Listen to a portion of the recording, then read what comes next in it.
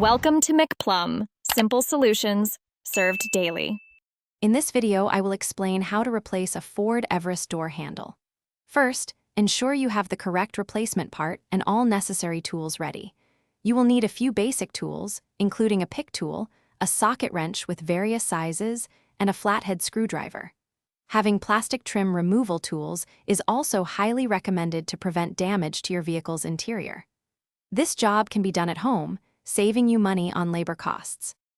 To begin, you'll need to remove the interior door panel. Start by prying off any plastic covers, then unscrew the mounting screws found underneath and on the sides of the panel. Gently detach the door panel, disconnecting the handle cable and any electrical connectors for the power window switch.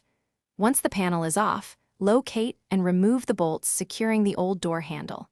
Be careful not to lose any small parts during this step. Now, take your new door handle and carefully position it into place. Reattach the linkage rods, ensuring they are properly seated and clipped. If there are any electrical connections, plug them back in firmly. Before fully reassembling, perform a quick test. Operate the new handle from both inside and outside to confirm it opens and closes the door smoothly.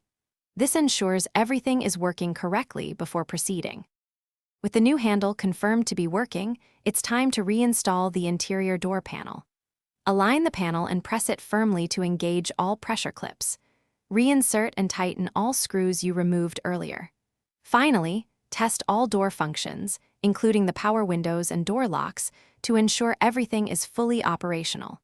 Double-check that the new handle is secure and flush with the door, completing your replacement. Thanks for watching. Stay juicy and subscribe.